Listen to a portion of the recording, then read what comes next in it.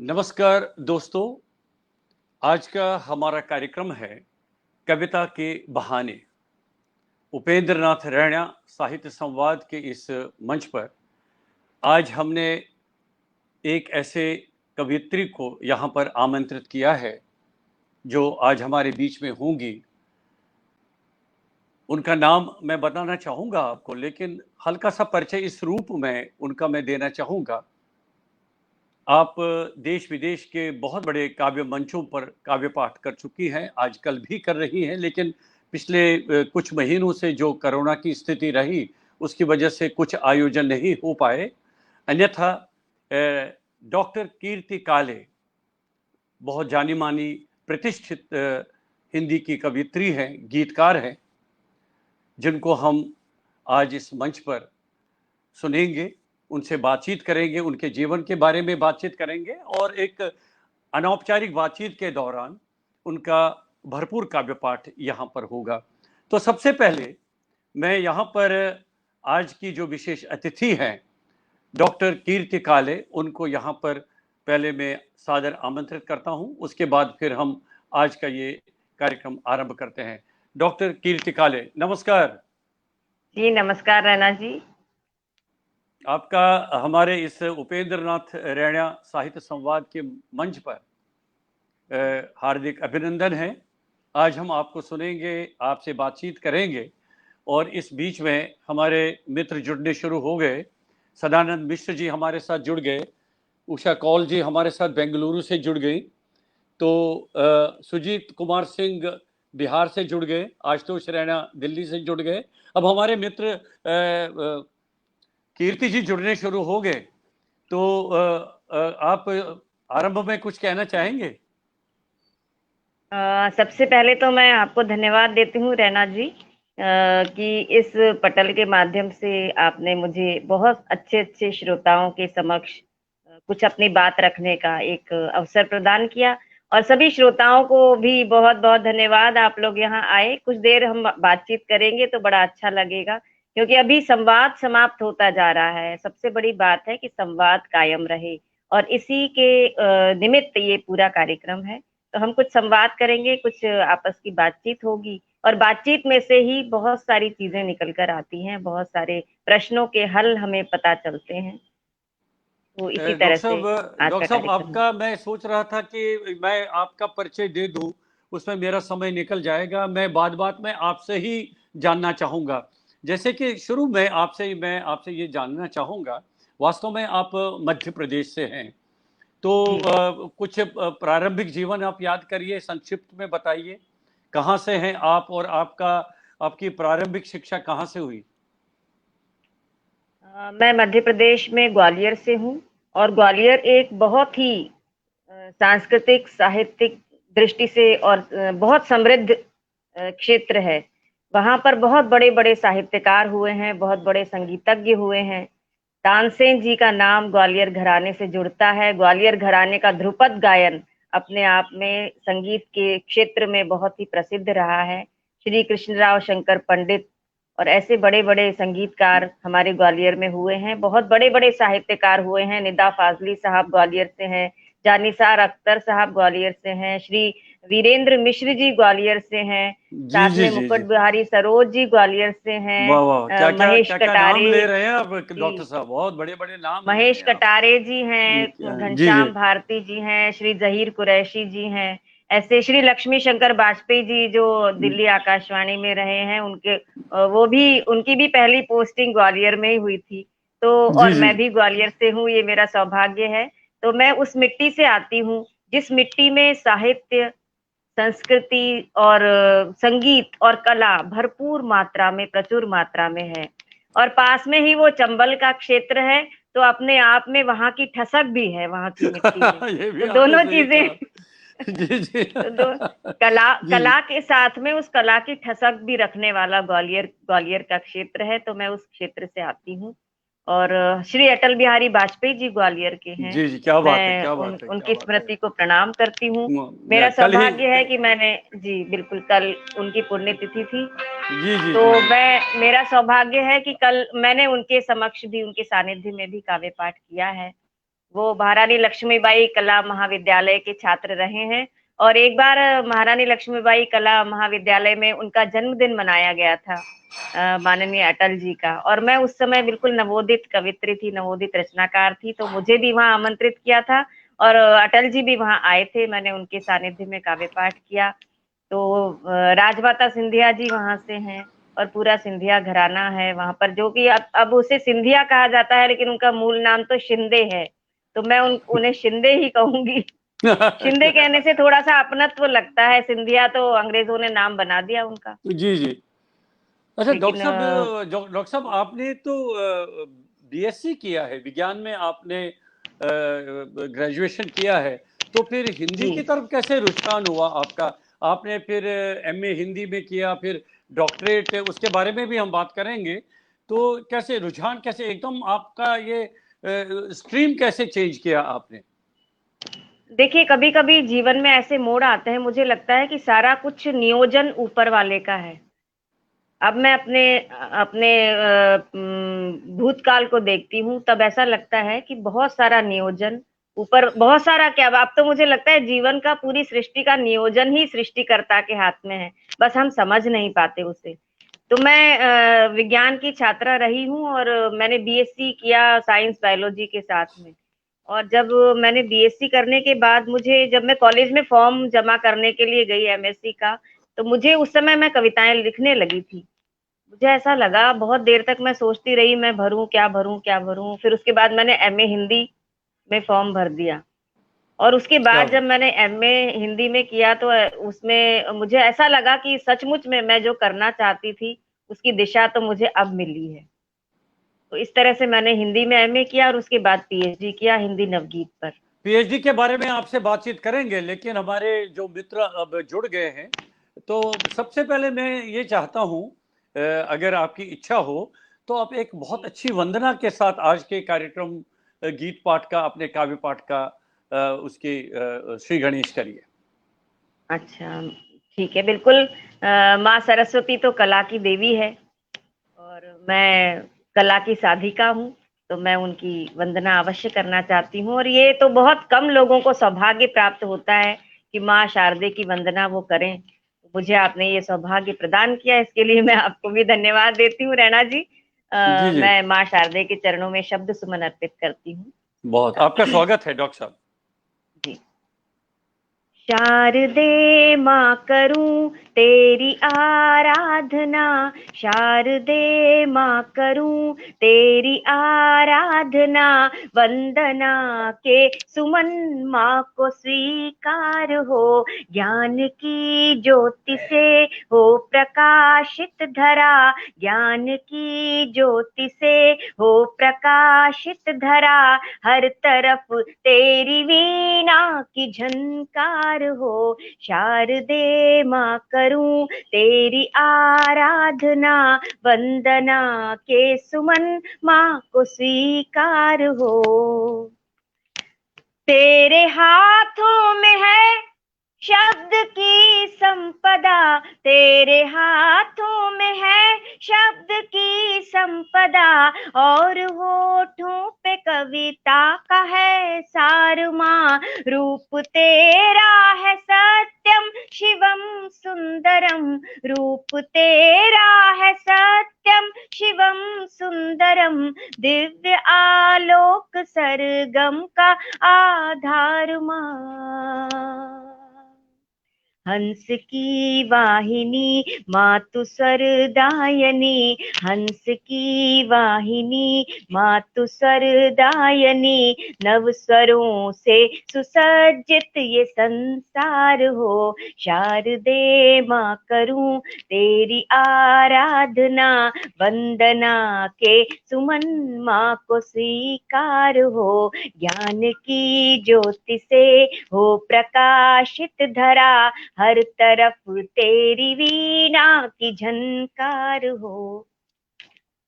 है निवेदन यही हे मधुर हासिनी है निवेदन यही, हे मधुर हासिनी साथ में हर घड़ी तेरा आशीष हो, है निवेदन यही, हे मधुर हासिनी साथ में हर घड़ी तेरा आशीष हो। मेरे मन में न आए कभी भी अहम, मेरे मन में न आए कभी भी अहम, संयमित आचरण हो विनत शीश हो।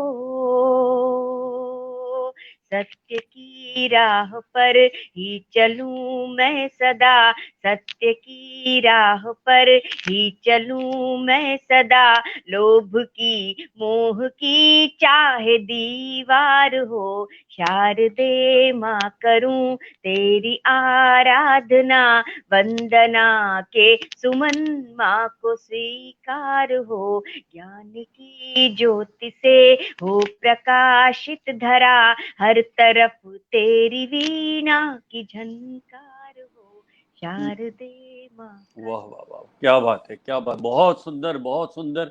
माँ शारदे का स्मरण करते हुए, उनके शरण में जाते हुए आपने आज के इस कार्यक्रम के आरंभ में उनका ये वंदना की है। अच्छा, डॉक्टरेट जो पीएचडी आपने किया है तो उसका क्या विषय रहा है आपका? मेरी डॉक्टरेट का विषय रहा है हिंदी नवगीत में सामाजिक यथार्थ की अभिव्यंजना। जी, तो क्या क्या वो आपने क्या कोई खास अवधि में कोई पीरियड ले लिया उसका कि कहाँ से कहाँ तक करना है उसका, या कब किया है? वैसे आपने किस सन में किया है आपने ये? मुझे 95 में अवार्ड हुई है, लेकिन मैंने थीसिस उसके पहले साल भर पहले ही लिख ली थी, लेकिन कुछ कारणों से साल भर बाद फिर मुझे अवार्ड हुई पीएचडी। जी जी। तो क्योंकि एक नियम होता है विश्वविद्यालय का, अब तो है यार पता नहीं, कि जिस अवधि में आप पीएचडी करते हैं या कोई भी एक डिग्री लेते करते हैं, तो उस अवधि में आप उस विश्वविद्यालय से कोई दूसरी डिग्री नहीं ले सकते।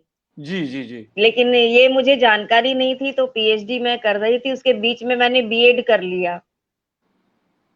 जी 1 साल का बीएड हुआ करता था उस समय, तो जब मैं अपनी थीसिस सबमिट करने के लिए गई, तो वहाँ उन्होंने एक मुझे फॉर्म दिया कि आपने इस अवधि में कोई और दूसरा कोई दूसरी डिग्री ना ली हो। मैंने कहा मैंने तो बीएड की डिग्री ली इसी विश्वविद्यालय से, तो फिर से दोबारा से एक इंटरव्यू हुआ, और उसके उसमें जो एक्सपर्ट आए थे, विशेषज्ञ आए थे जो हमारे, उन्होंने ये कहा कि आप जब थीसिस हमारे सामने ही रख रही हैं पूरी करके, तो हम इसे मान्य तो करेंगे, लेकिन आप उस बीएड का वो समय 1 साल का वो हम निकाल देंगे इसमें से, तो आप अगले साल इसको सबमिट करिए। जी तो जी ऐसे जी। फिर मुझे 95 में सबमिट हुई, नहीं तो 94 में हो जाती। चलिए, अब आगे बातचीत तो अभी करनी है आपसे। डॉक्टर कीर्ति काले, हमें ये पता चला है, या हम तो आपको सुनते रहते हैं, तो डॉक्टर साहब आपने आपकी जिक्र आवाज मुझे ठीक से नहीं आ रही है। नहीं आ रही है। मुझे लग रहा है आपके सिस्टम में थोड़ा सा देख लीजिएगा, अन्यथा मेरी आवाज तो आपकी आ रही है बढ़िया। अच्छा, अब अच्छा फिर आ रही ठीक है? है, हो सकता आ रही है, आ है। रही है आवाज आपको आ आवाज? जाती है, बीच में कट जाती है। नहीं, ये तो ठीक है, मुझे अच्छी लग आ रहा रही है। जी। ठीक है। तो आपने जो काव्यशास्त्र में हमारे जो रस हैं, लगभग आपने सभी रसों में कविताएं लिखी हैं, गीत लिखे हैं और उनका पाठ किया है। थोड़ा बहुत इसके बारे में, इसकी पृष्ठभूमि बताएंगे आप? हाँ बिल्कुल, दरअसल क्या है कि हमारा जीवन किसी एक रस में तो नहीं होता। जीवन के विविध आयाम होते हैं, कभी हमारे मन में करुणा जागृत होती है, कभी हमारे मन में दूसरी भावनाएं होती हैं, श्रृंगार जागृत होता है, कभी हमें क्रोध आता है, कभी हमें हमारे मन में वात्सल्य का भाव जागृत होता है। तो जितने भी भाव मन में जागृत होते हैं, उन सारे भावों को मैं कविता के कान में कह देती हूँ। और क्या कविता बात है। मेरी सबसे अच्छी सहेली है। मैं कोई बात किसी से नहीं कह पाती हूँ, तो मैं कविता से कह देती हूँ। बस ये मुझे ईश्वर की कृपा है कि मेरे जीवन में एक ऐसी सच्ची सहेली भेजी है ईश्वर ने, जिससे मेरा कोई दुराव छिपाव नहीं है। तो मैं उसके पास बैठकर इतनी सारी बातें कर लेती हूँ, और उसे उसके कान में सारी बातें कह देती हूँ, शब्दों के माध्यम से अपने आप को अभिव्यक्त कर देती हूँ। तो जितने भी भाव हमारे मन में आते हैं, जीवन के जितने भी पक्ष हैं, उनको मैं कविता बनाती हूँ। इसलिए मैं हर रस में रैना जी, मुझे लगता है कि हर कवि होगा, प्रत्येक कवि होगा जो सभी तरह का लिखता होगा, लेकिन मंच पर प्रस्तुति करते समय चूंकि एक रंग बन जाता है किसी कवि का, कि जैसे दिनकर जी का कहेंगे तो ये ओज के कवि है, लेकिन दिनकर जी ने उर्वशी भी लिखी है। जी जी जी उर्वशी जी। पूरी तरह से श्रृंगार की पूरा काव्य है वो। तो इस तरह अभी भी जो भी मंच पर कवि हैं, उनके नाम के आगे लिख दिया जाता है कि ये हास्य रस के कवि हैं, ये वीर रस के कवि हैं, और मंच पर वो उसी रस की प्रस्तुति करते हैं। लेकिन मैंने उस प्रारूप को तोड़ा है, और मैं मंच पर जैसा समय होता है बस उसी रस वैसा ही मैं सुनाती हूँ। जब क्या बात है। हमारे देश पर जब करगिल का युद्ध हुआ था, उस समय मैंने बहुत वीर रस की कविताएं सुनाई थी, क्योंकि कहते हैं कि जो वक्त की आंधी से खबरदार नहीं है, कुछ और ही होंगे, वो कलमकार नहीं है। क्या बात है, क्या बात है, बहुत जब बढ़िया। जी देश जी। पर संकट आया है, तब आप क्या श्रृंगार रस के गीत गाएंगे? तब नहीं तो नहीं, आपको सवाल ही नहीं। सैनिकों का जोश बढ़ाने के लिए आपको वीर रस की कविताएं ही सुनानी पड़ेंगी। जी। तो अभी अभी 2 दिन पहले ही 15 अगस्त को हमने एक नए युग में प्रवेश किया कि अब हमने 74 साल अपनी आज़ादी के पूरे किए और 75वें साल में हमने प्रवेश किया है। तो क्या इस अवसर को याद करते हुए कोई रचना आप सुनाएंगे? स्वाभाविक है कि उसमें वीर रस की ही बात आएगी। जी बिल्कुल। उसमें वीर रस भी हो सकता है, करुणा भी हो सकती है, सभी रस जी हो जी जी सकते हैं, लेकिन मैं वीर रस की आपको सुनाती हूँ। जी जी जी। 15 अगस्त अभी अभी गया है, और ये अमृत महोत्सव चल रहा है।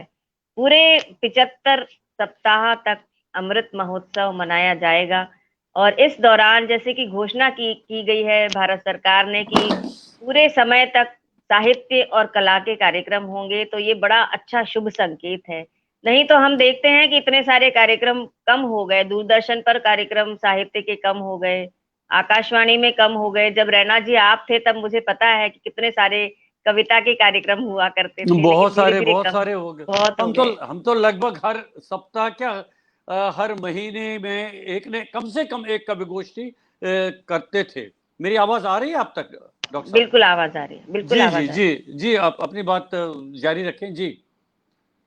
तो अब धीरे धीरे कम हो गए कार्यक्रम, तो लेकिन अब जो घोषणा हुई है, बड़ा अच्छा लगा है कि दोबारा से इस तरफ ध्यान दिया गया है। मैं आपको सुनाती हूँ, एक छंद आपका सुनाती स्वागत है। हूँ जी जी। कि स्वागत है आपका। भारत के नौजवानों, भारती पुकारती है, भेदभाव छोड़कर साथ साथ आइए। कि भारत के नौजवानों, भारती पुकारती है, भेदभाव छोड़कर साथ साथ आइए। दांव पे लगी है फिर भारती की लाज, आज सिंहनाद कर सोए राष्ट्र को जगाइए। कि क्या बात वाणी है। की विनम्रता न दोष बन जाए कहीं, कि वाणी की विनम्रता न दोष बन जाए कहीं, अपना प्रचंड रूप शत्रु को दिखाइए। और एक हाथ में तिरंगा और दूसरे में गंगा लेके फिर वंदे मातरम गीत गाइए। क्या बात है, क्या बात है। और भारत के वासी हम, हिंद के निवासी हम, हमें अपने वतन पर अभिमान है। रानी झांसी महाराणा छत्रसाल हो जहाँ के, ऐसी पुण्य भूमि शस्त्र श्यामला महान है। कि कश्मीर से सुदूर कन्याकुमारी तक, कश्मीर से सुदूर कन्याकुमारी तक, भारत का कण कण ईश्वर दान है। और धर्म जाति भाषा प्रांत चाहे हो अनेक, यहाँ एक धरती हमारी एक आसमान है। वाह वाह वाह वाह, क्या बात है, क्या बात है, क्या बात है, बहुत सुंदर, बहुत सुंदर। जी जी। और जब ये युद्ध हुआ था करगिल का, उसी समय मैंने एक गीत लिखा था, और वो बहुत लोकप्रिय हुआ। आज भी जी जब जब भी मैं कहीं जाती हूँ रैना जी, कई बार ऐसी रचनाएं हम सोचते नहीं है कि ये रचना इतनी पसंद की जाएगी, लेकिन वो रचना इतनी अनायास इतनी अच्छी हो जाती है कि वो लोग हमेशा याद करते हैं। वो मैं आपको थोड़े से अंश उसके सुना देती हूँ। स्वागत कि है आपका। सीमा पर दुश्मन की गोली, सीमा पर दुश्मन की गोली ने ललकारा है, सीमा पर दुश्मन की गोली ने ललकारा है, क्या सिंहों का देश कभी चूहों से हारा है, क्या सिंहों का देश कभी चूहों से हारा है। और वीर सैनिकों के नाम इसमें एक बंद है कि सीमा की रक्षा करते जब चलती सीमा पर गोली, सीमा की रक्षा करते जब चलती सीमा पर गोली, किसी बहन की राखी होंगे किसी सुहागिन की रोली, बाबा का आशीष और मैया के आंचल की छैया, बाबा का आशीष और मैया के आंचल की छैया, पापा चाचा मामा ताऊ और किसी के हैं भैया, तुम पर नाज हमें है, तुम पर नाज हमें है, तुम पर नाज हमें है, सारा देश तुम्हारा है, क्या सिंहों का देश कभी चूहों से हारा है, क्या सिंहों का देश कभी चूहों से हारा है। वाह वाह वाह, क्या बात है, क्या बात है, क्या बात। हमारे मित्र लगातार जुड़े हुए हैं। अब देखिए कमेंट्स बाद में जब आप देखेंगे कितने आपके काव्य पाठ को, आपकी प्रस्तुति को सराहा जा रहा है। तो अच्छा डॉक्टर साहब, आप ने शुरू से बहुत ही महत्वपूर्ण मंचों पर, चाहे देश में या विदेश में, अपना काव्य पाठ किया है। तो ये कैसे प्रेरणा मिली आपको कि आपको गीत ही लिखने हैं और सस्वर पाठ में प्रस्तुत करना है? क्योंकि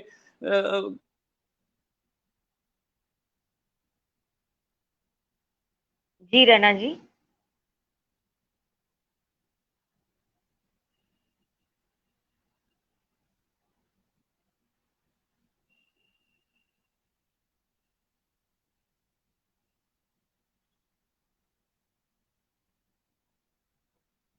जी रैना जी, मेरी आवाज आ रही है? जी डॉक्टर साहब, ये थोड़ा सा जी बीच में नेट की प्रॉब्लम आ गई होगी जी। हाँ, कोई बात नहीं। जी जी जी। जी आप दोबारा से कहिए, क्या कह रहे थे? मैं कह रहा हूँ कि शुरू से आपने कैसे ये गीत विधा ही चुना है कि आपको गीत ही लिखने हैं? क्या इसके पीछे कोई प्रेरणा है? किसी गीतकार से आप प्रेरित हो चुकी हैं? उस पृष्ठभूमि के बारे में थोड़ा बहुत बताइए अपने मित्रों को। अ, पृष्ठभूमि तो ये है रैना जी कि मैं चूंकि शुरू से ही गाती थी, तो गला मेरा, लोग कहते हैं सुरीला है, ठीक ठाक है, बेसुरा नहीं है। और ये कहते हैं कि ग्वालियर की मिट्टी में ही कुछ ऐसा है कि वहां का बच्चा भी रोता है तो वो सुर में रोता है। तो चूंकि मैं गाती थी, घर में ही गाती थी, कभी मैंने गाना सीखा नहीं है। ये बड़ा मुझे अभी भी खलता है कि ग्वालियर में रहकर मुझे गाना सीखने का सौभाग्य नहीं मिला, जबकि मैं चाहती हूँ कि मैं सीखूं। और अगर अभी भी मुझे अवसर मिल जाएगा तो मैं सीखना चाहूंगी, क्योंकि कोई भी कला जब तक पूरी तरह से उसे ठीक से सीखा नहीं जाए, तब तक उसकी बारीकियां पता नहीं चलती हैं। तो आपने ये पूछा मुझे कि मैंने कब सोचा या कैसे आया कि मैं गीत ही लिखूं। क्योंकि मैं गाती थी और गाते गाते ही मेरे शब्द आते थे मेरे मस्तिष्क में या मेरे हृदय में, और वो गीत ही बन जाता था, गीत के तरह ही आते थे शब्द, जो भी आते थे वो। कुछ मुक्त छंद की कविताएं भी लिखी हैं मैंने, गजलें भी लिखी हैं, लेकिन जी मुख्य जी। रूप से मेरा मेरा जो भी मैंने कविताएं लिखी हैं वो छंदबद्ध ही अधिकांश लिखी हैं। और मंच पर तो मैं गीत ही अधिक प्रस्तुत करती हूँ। तो ये ईश्वर की अनुकंपा है कि मैं गीत में अपने आप को बहुत अच्छे तरह से अभिव्यक्त कर पाती हूँ। तो इसलिए मैंने गीत लिखने, और ऐसा मुझे लगता है कि और किसी भी श्रेणी की कविताएं बहुत अच्छी होती हैं, जैसे विचारोत्तेजक कविताएं होती हैं जो, लेकिन गीत में जिस तरह से गहराई होती है, गीत आपने एक बार प्रारंभ कर दिया तो उसकी जो एक मूलभूत भावना है, उससे आप इधर उधर नहीं जा सकते। तो आपको उसको पूरी तरह से निभाना पड़ेगा। 2 बंद का, 3 बंद का, जो भी आप गीत लिखेंगे, उसका जहां चरमोत्कर्ष आएगा वहां तक आपको गीत को लेकर जाना है। तो जैसे हम नाव चलती है ना, लहरों में हिचकोले खाते हुए नाव चलती है, और वो नाव एक बार एक किनारे से अगर आपने उसे छोड़ दिया तो तब तक नहीं रुकेगी जब तक उसे दूसरा किनारा न मिल जाए। तो इसी क्या तरह बात है, से क्या गीत बात। होता है कि एक किनारे से उसने प्रारंभ किया तो उसे दूसरे किनारे को छूना ही पड़ेगा और उसी तरह उसी लहरों पर तैरते हुए छूना पड़ेगा। इसीलिए मुझे गीत बहुत अच्छे लगते हैं लिखना और मैं अपने आप को गीत में अधिक अभिव्यक्त कर पाती हूँ। चलिए अब गजलें भी कही बातचीत। हैं लेकिन गजलों में रैना जी ऐसा है कि एक गजल में कई तरह के शेर हो सकते हैं।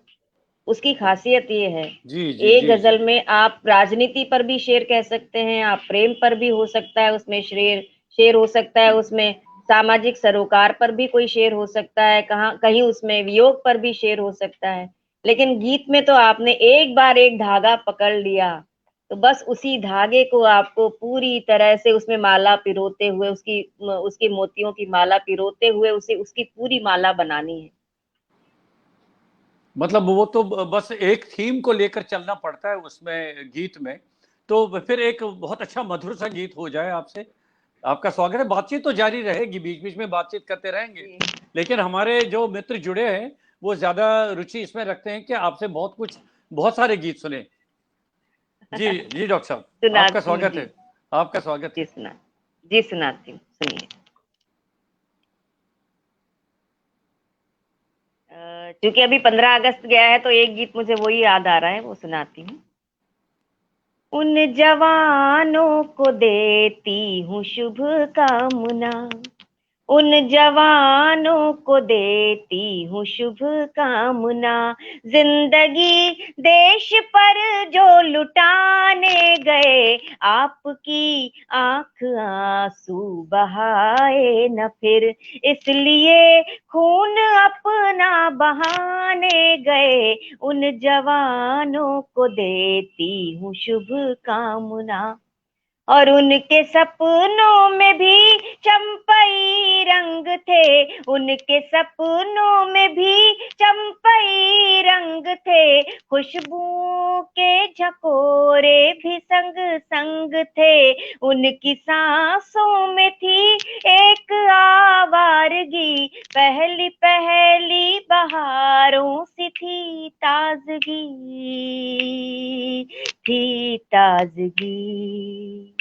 छोड़ कर गेसुओं की घनी छाव को, कर्ज माँ के लहू का चुकाने गए, उन जवानों को देती हूँ शुभ कामना, जिंदगी देश पर जो लुटाने गए, आपकी आंख आंसू बहाए न फिर, इसलिए खून अपना बहाने गए, उन जवानों को देती हूँ शुभ कामना। और है तुम्हारे लिए माँ के आशीर्वचन, है तुम्हारे लिए माँ के आशीर्वचन, राखियों में बंधे देश रक्षा के प्रण, साथ है घर के आंगन के पीपल की छाँव, हर घड़ी हर पहर साथ है सारा गांव, साथ है सारा गांव। घर की मेहंदी महकती रहे इसलिए, घर की मेहंदी महकती रहे इसलिए, नाग फनिया जड़ों से मिटाने गए, उन जवानों को देती हूँ शुभ कामना, जिंदगी देश पर जो लुटाने गए, आपकी आंख आंसू बहाए न फिर, इसलिए खून अपना बहाने गए, उन जवानों को देती हूँ शुभ कामना। और हो तुम्हारी विजय ही सदा सर्वदा, हो तुम्हारी विजय ही सदा सर्वदा, कैसे रोकेगी तुम।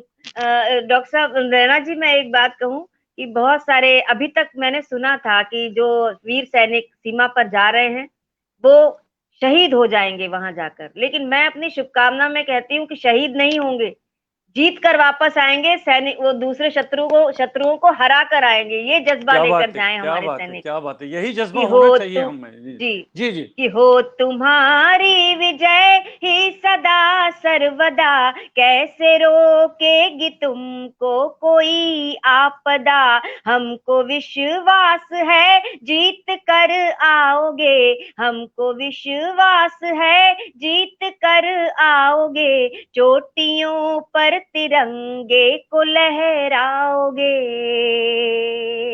लहराओगे। हम खड़े हैं लिए आरती के दिए, हम खड़े हैं लिए आरती के दिए, युद्ध में जीत कर लौट आने गए उन जवानों को देती हूँ शुभ कामना, उन जवानों को देती हूँ शुभ कामना। क्या बात है, बहुत सुंदर, बहुत बढ़िया। बीच बीच में थोड़ा सा आपका नेट गड़बड़ कर रहा है, हल्का सा, लेकिन फिर भी ठीक चल रहा है, बढ़िया। तो डॉक्टर साहब ये बताइए, बहुत कम उम्र में आपने बहुत ख्याति प्राप्त की है, तो बताइए ना इसका राज क्या है? क्या कुछ विशेष श्रम करना पड़ा है आपको क्या इसके लिए? ऐसा मुझे तो लगता नहीं है रैना जी की बहुत अधिक ख्याति प्राप्त की है, लेकिन हाँ, जो कार्य मेरे सामने आता है उसे मैं पूरी ईमानदारी के साथ करती हूँ। जैसे आपके साथ मैं ये बताना चाहती हूँ कि मैं चूंकि मंच पर काव्य पाठ करती हूँ और मुझे बहुत गर्व है कि मैं मंच पर काव्य पाठ करती हूँ, क्योंकि कवि सम्मेलन एक बहुत बड़ा माध्यम है साहित्य और कविता को जन सामान्य से जोड़ने का। बहुत सारे लोग ये कहते हैं कि वो मंचीय कवि नहीं है, बल्कि मंच का उनको एकदम से ये झिझक सी होती है, कहते हैं हमें मंच का मत बोलिए। अरे मंच पर काव्य पाठ करना अपने आप में बहुत बड़ी जिम्मेदारी होती है। जब आपका लेखन भी अच्छा हो और साथ में आपकी प्रस्तुति भी अच्छी हो, जब दोनों चीजें अच्छी होती हैं तब मंच पर कोई सफल होता है। तो मुझे गर्व है कि मैं मंच की कवयित्री हूँ, और कवयित्री हूँ, सबसे पहले तो कवयित्री हूँ और उसके बाद मंच की कवयित्री हूँ, और मंच पर भी लोग मुझे मंच के माध्यम से जानते हैं। इसका मुझे बहुत बड़ा अभिमान है अपने ऊपर, कि मैं मंच पर भी अपनी कविताएं प्रस्तुत कर पाती हूँ। ऐसी, हाँ, आपने ये पूछा मुझे कि मैंने कोई बहुत विशेष परिश्रम किया क्या उसके लिए, तो परिश्रम तो होता चला गया परिश्रम, क्योंकि मेरे स्वभाव में है, मेरे पास केवल परिश्रम ही मेरे पास है, इसके अलावा और कुछ नहीं है। ना मेरे पास मेरे मेरे पिताजी कवि थे, न मेरे दादाजी कवि थे हमारे परिवार में, बल्कि कविता का कोई ऐसा माहौल भी नहीं था। धार्मिक वातावरण था, आध्यात्मिक वातावरण था, और मेरी तो मातृभाषा भी मराठी है। घर में हम लोग अभी भी मराठी बोलते हैं और क्या अपने बात है। बच्चों से भी कहते हैं कि मातृभाषा घर में बोली जाए। तो हमारे परिवार का कोई ऐसा नहीं था कि जो मुझे बताए कि किस तरह से कुछ करना है, लेकिन जो जो स्थितियां मेरे सामने आती चली गई, उन उन स्थितियों को मैंने पूरे परिश्रम और लगन के साथ उनका मैंने सामना किया, और ईश्वर ने मेरा साथ दिया। मैं जो भी कुछ मैं क्या करने वाली हूँ, ईश्वर जब अनुकंपा करता है, वो साथ देता है, और वही उत्साह भरता है हृदय में कुछ भी काम करवाने के लिए, और एक ऐसी परिस्थितियां निर्मित हो जाती हैं जिसके माध्यम से आप वो काम कर जाते हैं। तो ऐसी ही मुझे सारी परिस्थितियां मिलती चली गई, और जो काम मेरे सामने आया कि आज ये परिस्थिति है, तो बस मैंने उसे अपनी सूझबूझ से, अपने परिश्रम से, जितना भी मुझ में सामर्थ्य है, जितना ईश्वर ने दिया है सामर्थ्य, उस सामर्थ्य के बलबूते पर मैंने, हाँ, कभी पीछे नहीं हटी कि ये इतना बड़ा कुछ है तो मैं कैसे करूंगी इसको। मैंने जी उसे जी। किया और ईश्वर ने मुझसे करवाया, दोनों चीजें चलिए, हैं। सब माँ सरस्वती की कृपा है आप पर। तो आपने बीच में ये बात छेड़ी ना कि मंचों पर काव्य पाठ करना या नहीं करना चाहिए, इस पर इसका जिक्र किया आपने। मुझे याद आ रहा है जबकि आपने आकाशवाणी के बारे में हमारे साथ बात छेड़ी, तो जब दिनों में ये साहित्यिक कार्यक्रम देखता था, कवि गोष्ठियाँ वगैरह देखता था, मैंने कीर्ति जी कई कई कदम ऐसे उठाए। मैंने सब तरह के कवियों को उसमें बुलाया, नए मतलब जो नई कविता लिखते हैं, जो गीत लिखते हैं, जो गज़लें लिखते हैं, जो कहते हैं ना कि जो उन दिनों जो एक नई कविता के साथ साथ अकविता का भी दौर चल रहा था, तो कविता, मैंने हाँ सबको बिल्कुल। बुलाया। हालांकि हमारे कई मित्र जो नई कविता के थे, तो वो कह रहे अरे हमें गीतकारों के साथ आपने बिठा दिया। मैंने कहा देखिए, मैं आकाशवाणी का एक अधिकारी हूं और मुझे उस रूप में हर किसी विधा के व्यक्ति को बुलाना है, कवि को यहाँ पर बुलाना है। और मैंने कई कवि गोष्ठियां ऐसे की जिसमें गीतकार भी थे जिन्होंने सस्वर पाठ किया, नई कविता के भी थे, अकविता के भी थे, गजलकार भी थे। तो इस तरह से वो कार्यक्रम बहुत ही अच्छे रहे और जो हमारे श्रोता थे उन्होंने सराहा उस कदम को, उस बात को। खैर, तो अच्छा, आपने काव्य पाठ किया है विदेशी मंचों पर भी, हमारी उत्सुकता है उसके बारे में भी जानने की। किस तरह से संयोग बना आपको विदेशों में? क्योंकि मैं जो आपका वो जो परिचय देख रहा था, आपने तो कई देशों में काव्य पाठ किया है। तो पहले बताइए कहाँ-कहाँ आपका जाना हुआ और क्या अनुभव रहा उसका? कहाँ सबसे पहले मैं मिस्र गई थी और मिस्र में वहाँ के दूतावास में काव्य पाठ मेरा हुआ था। वहाँ आकाशवाणी, जो वहाँ की आकाशवाणी, तो रेडियो स्टेशन, वहाँ रेडियो स्टेशन पर भी मैंने, वहाँ के टेलीविज़न पर भी मेरा एक साक्षात्कार लिया गया था। वहाँ सबसे पहले मैंने विदेश की धरती पर काव्य पाठ किया था मिस्र में। उसके बाद दुबई जाना हुआ। दुबई मैं 3 बार या 4 बार गई हूँ और दुबई में एक मुशायरा होता है जी, जी। भारतीय गणतंत्र दिवस के उपलक्ष्य में। मुशायरे के साथ में वो 2 कवियों को भी, हिंदी के कवियों को आमंत्रित करते हैं। सैयद सलाउद्दीन जी उस कार्यक्रम को कराते हैं और बड़ा भव्य मुशायरा होता है। तो मुझे वहाँ उसमें जाने का सौभाग्य मिला और एक बात बताऊँ रैना जी, मैं जब वहाँ गई तो सारे परिचित ही थे, सब लोग परिचित थे, लेकिन दुबई मैं पहली बार गई थी और वहाँ पूरी मुस्लिम वो है कल्चर है वहाँ का। तो सभी लोग ऐसे वालेकुम सलाम, सलाम वालेकुम ऐसे कर रहे थे और मुझे ऐसा बोलने की आदत नहीं थी। तो मन में मैंने सोचा कि मैं किस तरह से सब लोगों से बातचीत करूँ। 1-2 बार तो मैंने सलाम वालेकुम ऐसे सोचने के लिए, लेकिन मेरा हाथ ही ना उठा ऐसे करने के लिए। तो अच्छा। मैंने कहा म मैं, मुझे जो आता है मैं वैसे ही करूँगी। मैं वैसे भी हिंदी की कवयित्री के रूप में यहाँ आमंत्रित हूँ, तो मुझे अपने हिंदी का ही यहाँ प्रतिनिधित्व करना है। तो मैंने वहाँ मंच पर अपना काव्य पाठ ही प्रारंभ किया कि माँ सरस्वती को प्रणाम करती हूँ, मैं भारत से आई हूँ, हिंदी की कवयित्री हूँ, आपके सामने मैं अपनी कविताएँ प्रस्तुत करती हूँ। और आप लोगों को बताऊँ कि मेरी इस बात को वहाँ के श्रोताओं ने इतना अधिक पसंद किया, इतना अधिक पसंद किया, मुझे पता नहीं था कि इस बात को पसंद करेंगे, जबकि हमारे यहाँ कुछ बाद में कंट्रोवर्सी हो गई थी ऐसे बोलने पर, कि सरस्वती जी को प्रणाम करते हैं ऐसे करके, लेकिन वहाँ कुछ नहीं ऐसा था। और उस समय हमारे देश में भी नहीं था ऐसा, लेकिन वो तो बाद में कुछ ऐसा चल गया था कुछ। लेकिन वहाँ के लोगों ने बहुत पसंद किया और मैंने वहाँ घनाक्षरी छंद सुनाए, वहाँ पर क्या राधा बात है! कृष्ण के छंद सुनाए, क्या तो बात है! क्या वहाँ बात है! बहुत पसंद किया। होली पर एक गीत सुनाया, चूँकि गणतंत्र दिवस पर कार्यक्रम था तो देशभक्ति की 1-2 रचनाएँ वहाँ पर सुनाई और वहाँ के लोगों ने देशभक्ति की कविताओं को बहुत पसंद किया। और मुझे फिर दोबारा से वहीं पर निमंत्रण दे दिया कि आप अगले साल फिर से आएँगी यहाँ पर। तो उसी कार्यक्रम में फिर से दोबारा से मैं दुबई गई थी। उसके बाद इंडिया क्लब का कार्यक्रम था दुबई, उसके अगले वर्ष फिर मैं इंडिया क्लब के कार्यक्रम में गई थी और उसका संयोजन भी सौभाग्य से उन्होंने मुझे सौंपा था। तो मैं ही अपने साथ में 6 कवियों को अपने देश से लेकर गई थी दुबई। क्या बात! क्या बात! बहुत सुंदर बात, बहुत बढ़िया। औ चलिए बातचीत बातचीत हम जारी और रखेंगे। अब जी, जी, जी। उसके साथ में फिर मैं हम लोग 4 देशों की यात्रा पर गए थे। मैं, श्री लक्ष्मी शंकर वाजपेयी जी और मधुप मोहता जी। तो हम लोग 4 देशों में गए थे, इंग्लैंड, पोलैंड, सूरीनाम और ट्रिनिडाड टोबैगो। तो वहाँ पर हम लोग भारत सरकार की तरफ से गए थे और उसके तो बाद इंडोनेशिया, थाईलैंड, सिंगापुर, फिजेरिया और तमाम देशों में मेरा जाना हुआ। अमेरिका गई कई बार वहाँ, अमेरिका, कनाडा तो कई देशों में मेरा जाना हुआ।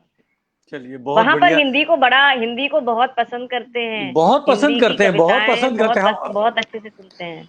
हमें तो यहाँ लगता है कि वो हिंदी जानते नहीं हैं या हिंदी बोलते नहीं हैं या हिंदी को पसंद नहीं करते हैं, लेकिन बाहर आप जाइए विदेशों में, वो तो बहुत उनको प्रेम है हिंदी के साथ और वो हिंदी बोलना चाहते हैं, हिंदी सीखना चाहते हैं। तो चलिए, अब मैं आपकी इच्छा पर उस पर वो निर्भर है, आप कुछ और सुनाइए जो आप पसंद करेंगी इस समय सुनाना। अच्छा अच्छा अच्छा, सुनाती हूँ। मैं तो आपसे बातचीत करना चाह रही थी, नहीं लेकिन नहीं, मैं सुना बातचीत भी करते देती हूँ। रहे, देखिए बातचीत तो करते रहेंगे, बातचीत तो भी हमारा कार्यक्रम चलता रहेगा। अब आप जो आपकी इच्छा मैं है वो गीत सुनाती हूँ। सुनाइए। जी जी, जी, सुनाती हूँ सुनाती हूँ। एक मैं गजल सुनाती हूँ आपको। जरूर जरूर, आपका स्वागत है। मेरी ये गजल बहुत आकाशवाणी ने बहुत सुनवाई, और दूरदर्शन पर भी बहुत बार इसे रिपीट किया गया। वो मैं आपको सुनाती हूँ। लड़कियों जी की जिंदगी पर मेरी ये गजल है जी जी जी। कि गर्म तपती दोपहर है लड़कियों की जिंदगी। गर्म तपती दोपहर है लड़कियों की जिंदगी। गर्म तपती दोपहर है लड़कियों की जिंदगी। एक पथरीली डगर है लड़कियों की जिंदगी। और ये शेर आप सबके नाम कि रास्ते की कुछ खबर है ना ही मंजिल का पता। कि रास्ते की कुछ खबर है ना ही मंजिल का पता। एक अनजाना सफर है लड़कियों की जिंदगी। एक अनजाना सफर है लड़कियों की जिंदगी। और एक खुशफहमी कि जिसको जिंदगी कहते हैं लोग। एक खुशफहमी कि जिसको जिंदगी कहते हैं लोग। एक खुशफहमी कि जिसको जिंदगी कहते हैं लोग। उसका बस एहसास भर है लड़कियों की जिंदगी। उसका बस एहसास भर है लड़कियों की जिंदगी। और चाहे हो अग्नि परीक्षा या हो चौसर की बिसात। कि चाहे हो अग्नि परीक्षा या हो चौसर की बिसात। चाहे हो अग्नि परीक्षा या हो चौसर की बिसात। हर सदी में दांव पर है लड़कियों की जिंदगी। कि गर्म तपती दोपहर है लड़कियों की जिंदगी। एक पथरीली डगर है लड़कियों की जिंदगी। क्या बात है, क्या बात है, बहुत बढ़िया, बहुत अच्छा, बहुत सुंदर, बहुत अच्छी गजल है। तो मेरी आवाज आ रही है आप तक ठीक तरह से? हाँ बिल्कुल, आपकी आवाज ठीक आ रही है मुझे। जी जी। तो उसके बाद विदेशों में भी, अच्छा देश में आपने बहुत सारे कवि गोष्ठियाँ, कवि कवि सम्मेलन आपने उनमें भाग लिया है। तो अपने भारतवर्ष में कहाँ कहाँ पर इस तरह के बड़े आयोजन हुए हैं, उसको कुछ उसके अनुभव बताइए। हाँ, अनुभव तो ऐसा है रैना जी, मैंने तो किस्से कवि सम्मेलन के लिखे हैं, और अब उसकी पुस्तक आने वाली है। अच्छा, वाह वाह, लगभग बहुत बढ़िया। जी, ये पहली कब? बार किसी ने कवि सम्मेलन के किस्से लिखे हैं। और मेरे मन में एक ये विचार आया, मैं कुछ संस्मरण अपने लिख रही थी, तो एक जी बार जी मैंने कवि सम्मेलन का संस्मरण लिखा और फेसबुक पर पोस्ट किया। तो बहुत लोगों ने उसे सराहा, इतने सारे कमेंट्स उस पर आए, और उस पर बहुत लोगों ने लिखा कि आप और भी लिखिए, आप और भी लिखिए। तो ऐसे कर करके मैंने लगभग 30 किस्से अभी तक लिखे हैं और फेसबुक पर और सोशल मीडिया पर पोस्ट किए। पोस्ट तो मैंने बहुत कम किए हैं, लेकिन लगभग 14-15 किस्से मैंने पोस्ट किए हैं सोशल मीडिया पर। नरेश निर्भीक दुबे जी मुझे दिखाई दे रहे हैं यहाँ पर सामने, जी बड़े जी अच्छे जी, कवि हैं, वीर रस के। लगातार लगातार जुड़े हुए हैं ये। जी, ये कोटा में रहते हैं और बहुत ही अच्छे रचनाकार हैं और भूतपूर्व सैनिक भी हैं। जी जी, कश्मीर में तो रह चुके हैं, हमारे जी। पिताजी को बहुत प्रिय थे ये। ये अच्छा। हाँ, निर्भीक जी हमारे पिताजी को गुरु के रूप में निर्भीक जी। मानते हैं। जी जी। जी जी। तो मैंने जो किस्से लिखे कवि सम्मेलन के, अब उसकी पुस्तक मैं प्रकाशित करवाने वाली हूँ। बहुत लोगों का आग्रह है। कवि सम्मेलन में देखिए, ये एक भारतीय विधा है। किसी भी विदेशी भाषा में इस तरह कवि सम्मेलन नहीं होते कि 7-8-10 कवि मंच पर बैठे हों और सामने हजारों की संख्या में श्रोता हों, पूरी रात भर रचना पाठ हो रहा हो और उसके सामने बैठे हुए श्रोता आह और वाह के साथ पूरी तरह से कवि सम्मेलन में डूबकर, कविता में डूबकर काव्य का रस पान कर रहे हों, तो ये हमारे भारत की मिट्टी की बहुत बड़ी देन है। और बहुत कवि सम्मेलन और मुशायरे दोनों ही, और भारतीय भाषाओं में ही होते हैं, तमिल में भी होते हैं, तेलुगु में भी होते हैं, और आकाशवाणी तो सर्वभाषा कवि सम्मेलन का आयोजन करता क्या है, बात, बहुत बहुत बड़ा बड़ा, आयोजन, बहुत भव्य आयोजन होता है वो। जी भव्य जी। आयोजन होता है। उसमें मुझे भी सौभाग्य प्राप्त हुआ है अनुवाद करने का भी, और हिंदी कवयित्री के रूप में प्रतिनिधित्व करने का भी मुझे सौभाग्य प्राप्त हुआ है। तो इस तरह के विविधता में एकता का हमारा देश है। हर जगह मैंने लाल किले पर कई बार काव्य पाठ किया है, जो गणतंत्र दिवस पर भव्य कार्यक्रम होता है। और दक्षिण भारत में भी चूंकि वहाँ की भाषा नहीं है, हिंदी भाषा नहीं है, लेकिन जो हिंदी भाषी लोग दक्षिण भारत में बसे हुए हैं, वो बड़े भव्य कार्यक्रम वहां पर कराते हैं। अधिकांश कवि सम्मेलन मारवाड़ी लोग कराते हैं, और इतने अच्छे कार्यक्रम कराते हैं वो लोग वहां पर। तो मैंने हर जगह कविता पढ़ी है, और हर जगह कविता पढ़ने में मुझे वही सुख मिला है। बस ये है कि जहां पर हिंदी भाषी लोग नहीं हैं, वहां पर आप थोड़ी सी अपनी कविताओं की जो सरल भाषा है, उस भाषा सरल हिंदी की कविताएं अगर आप प्रस्तुत करेंगे तो वो लोग अच्छी तरह से समझ पाते हैं। या फिर जी जी। जहां कोई ऐसा कठिन शब्द आ जाता है तो पहले उसको थोड़ा सा बता दें, उसके बाद आप अपनी कविता सुनाएं, तो वो अच्छी तरह से कम्युनिकेट हो जाता है। और विदेशों में भी ऐसा ही है, जहां पर तो बहुत अच्छे लोग हिंदी बोलते हैं, लेकिन जी बहुत जी। कठिन शब्द कई बार समझ में नहीं आते हैं। तो वो कठिन शब्द अगर आप एक बार बता देंगे, उसका थोड़ा सा बता देंगे, तो वो लोग बहुत अच्छी तरह से समझ में आएगी। मैं एक किस्सा आपको सुनाती हूँ कवि सम्मेलन का, आपने ये कहा है तो, जो मैंने लिखा नहीं है लेकिन उसको मैं लिखूंगी, अभी जी जी। लिखना बाकी है। जरूर बिल्कुल सुनाइए। फ्रेश फ्रेश किस्सा है जो मैं आपको सुना रही हूँ। तरह तरह के किस्से हैं मेरे पास। तो एक बार कवि सम्मेलन में गए, अगर आप ये कहेंगे तो मैं पूरे टाइम ये किस्से ही सुनाती रहूंगी। एक बार बहुत साल पहले की बात है, कवि सम्मेलन में गए, तो मैं बिल्कुल नवोदित कवयित्री थी, तब मुझे बिल्कुल कवि सम्मेलन में मैंने जाना ही प्रारंभ किया था। तो ये महिदपुर में कार्यक्रम था। ये जो मैं सुना रही हूँ ये किस्सा मैं लिख चुकी हूँ, पहले मैं कह रही थी मैं जो लिखा नहीं है वो सुनाऊंगी, वो भी थोड़ा सा सुना दूंगी। महिदपुर में कार्यक्रम था रैना जी, और वहां पर बहुत बड़े बड़े, मैं अपने पिताजी के साथ जाती थी कवि सम्मेलन में, क्योंकि अकेले मुझे यात्रा करने का, कवि सम्मेलन में सबसे बड़ी दिक्कत यह है कि बहुत यात्राएं करनी पड़ती हैं। तो मैं बहुत छोटी उम्र की थी, लगभग 20-21 वर्ष की रही होंगी, तो मुझे, मैं अकेली यात्रा नहीं कर पाती थी, तो मेरे पिताजी मेरे साथ जाते थे। मैं अपने बाबा कहती थी उनको, तो मैं अपने बाबा के साथ गई। उज्जैन के पास एक कस्बा है महिदपुर, वहां मैं जी पहुंची, लगभग दोपहर दोपहर में पहुंच गई थी। उसके बाद मैंने वहां देखा कि वहां एक बोर्ड के ऊपर बहुत बड़े बड़े कवियों के नाम थे। वहां था श्री सुरेंद्र शर्मा जी, अशोक चक्रधर जी, काका हाथरसी, नहीं काका हाथरसी नहीं, सॉरी, वहां था निर्भय हाथरसी थे, शैल चतुर्वेदी, माणिक वर्मा, जितने भी वरिष्ठ कवि हो सकते हैं सबके नाम वहां पर बोर्ड के ऊपर लिखे थे कि आज ये आमंत्रित रचनाकार ये हैं। तो मुझे मन में हम्म। ये लगा कि आज तो इतने बड़े बड़े रचनाकारों के साथ मुझे काव्य पाठ करने का सौभाग्य मिलेगा, बड़ी मैं हर्षित थी। लेकिन शाम हो गई, शाम के 7 बज गए, 8 बजे से कवि सम्मेलन होना था, लेकिन वहां तो कोई कवि दिखाई नहीं दे रहे थे। मैं बड़ी हम्म। पसोपेश में पड़ गई कि अब क्या होगा, किस तरह से होगा कवि सम्मेलन।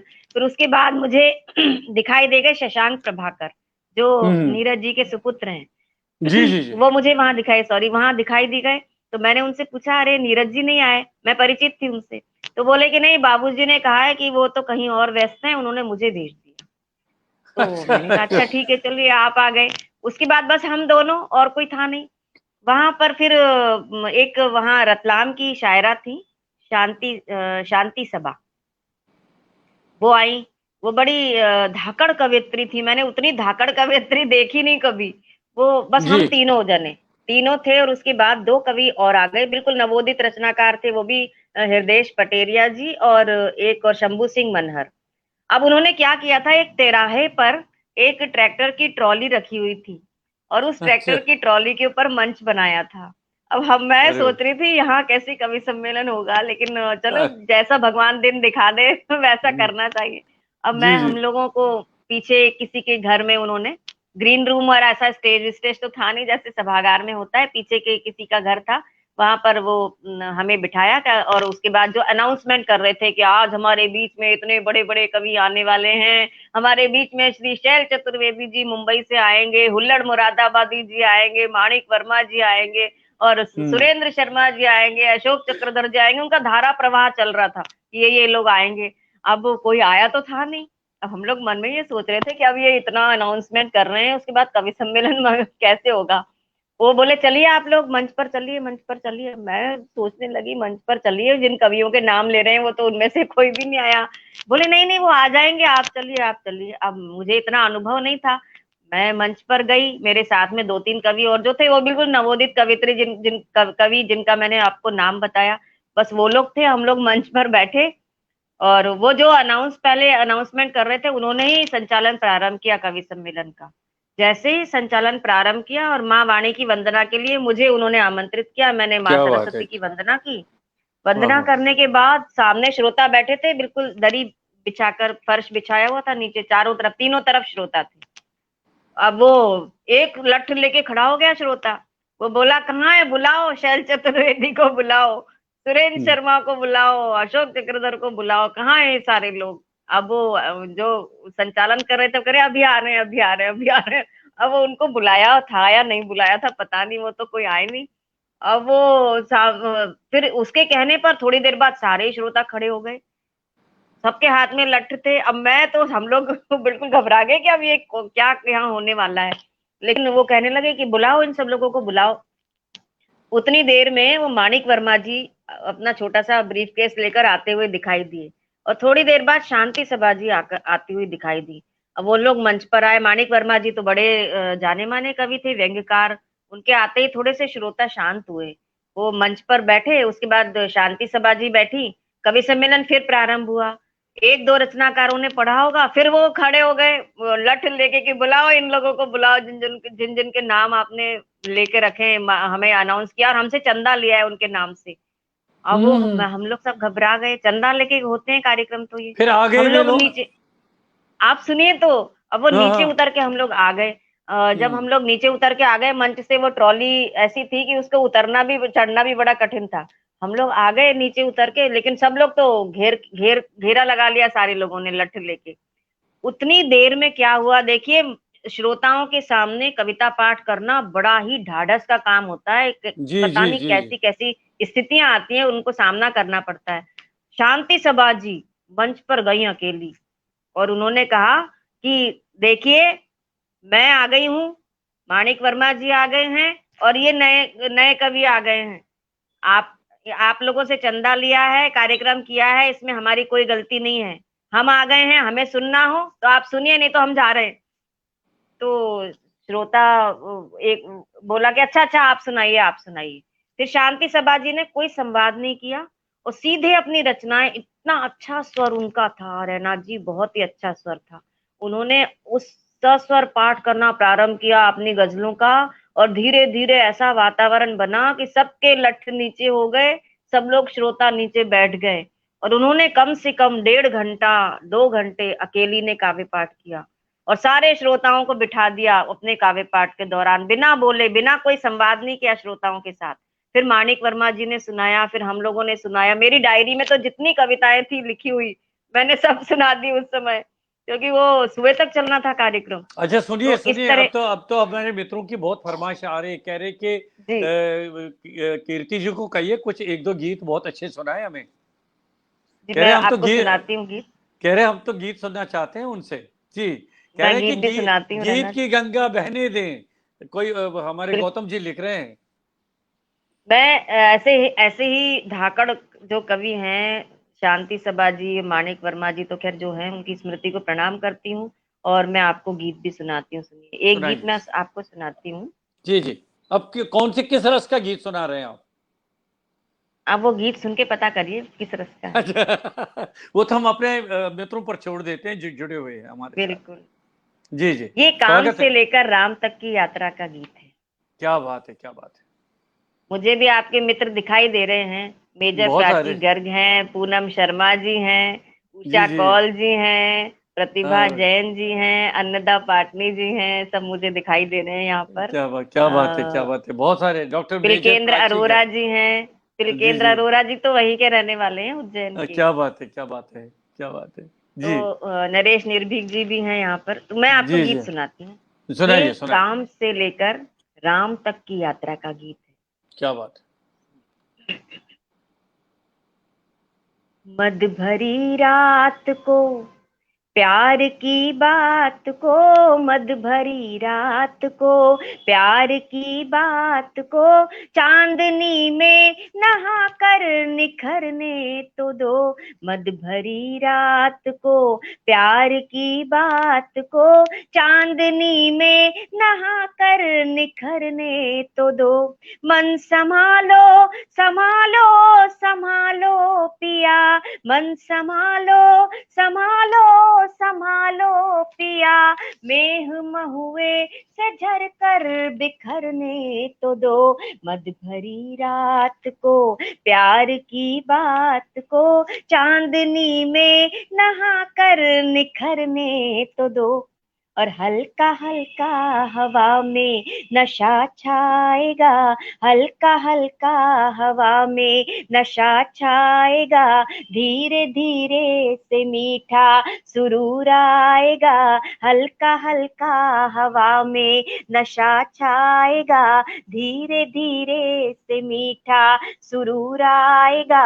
और हौले हौले झुकेगा धरा पर गगन, हौले हौले झुकेगा धरा पर गगन, हौले हौले झुकेगा धरा पर गगन।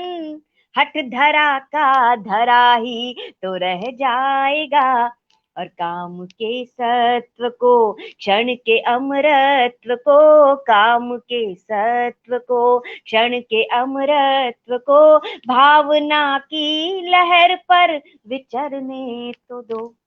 मन संभालो संभालो संभालो पिया, मेह महुए से झर कर बिखरने तो दो। मद भरी रात को प्यार की बात को, चांदनी में नहा कर निखरने तो दो। और जो अभी कुछ घड़ी ना संभल पाओगे, जो अभी कुछ घड़ी ना संभल पाओगे, आयु भर की अतृप्ति में अकुलाओगे। जो अभी कुछ घड़ी ना संभल पाओगे, आयु भर की अतृप्ति में अकुलाओगे। और एक निमिष एक क्षण एक प्रहर है नियत, एक निमिष एक क्षण एक प्रहर है नियत। जिसको साधोगे ना तो बिखर जाओगे। एक निमिष एक क्षण एक प्रहर है नियत, जिसको साधोगे ना तो बिखर जाओगे। और प्रेम के छंद पर दिव्य आनंद पर, प्रेम के छंद पर दिव्य आनंद पर, सांस की लय तरंगे ठहरने तो दो। मन संभालो संभालो संभालो पिया, मेह महुए से झर कर बिखरने तो दो। मद भरी रात को प्यार की बात को, चांदनी में नहा कर निखरने तो दो। और गीत का अंतिम स्पर्श कि इन सुकोमल क्षणों को न यूं हार दे, इन सुकोमल क्षणों को न यूं हार दे, वर्जना को सृजन से श्रृंगार दे। इन सुकोमल क्षणों को न यूं हार दे, वर्जना को सृजन से श्रृंगार दे। और देह के दाह में भस्म कर काम को, देह के दाह में भस्म कर काम को, देह के दाह में भस्म कर काम को। स्थूल से सूक्ष्म तक भाव विस्तार दें, वाह वाह वाह, कि क्या बात है, देह क्या बात के दाह में भस्म कर काम को, स्थूल से सूक्ष्म तक एक विस्तार दें। और प्रेम के की शक्ति को, पूर्ण आसक्ति को, प्रेम की शक्ति को, पूर्ण आसक्ति को, साधना की नदी में उतरने तो दो। क्या बात है, क्या मन बात है, बहुत सुंदर, संभालो, बहुत सुंदर। संभालो, संभालो पिया, मन संभालो, संभालो, संभालो पिया, मेघ महुए से झरकर बिखरने तो दो, मद भरी रात को, प्यार की बात को, चांदनी में नहाकर निखरने। क्या बात है, क्या बात है, बहुत सुंदर, बहुत सुंदर, बहुत सुंदर, बहुत बढ़िया। अब देखिए हमारे साथ अब अशोक सराफ घायल जी जुड़ गए हैं। उन्होंने भी आपके बारे में लिखा है यहाँ पर और धन्यवाद करते हैं। तो अब गीत अभी आपको सुनेंगे। संक्षिप्त में ये बताइए, आपके ये 22 भाषाओं में अनुवाद कविताओं का, क्या आपकी कविताओं का अनुवाद हुआ है? किस किस भाषा में हुआ है आपका?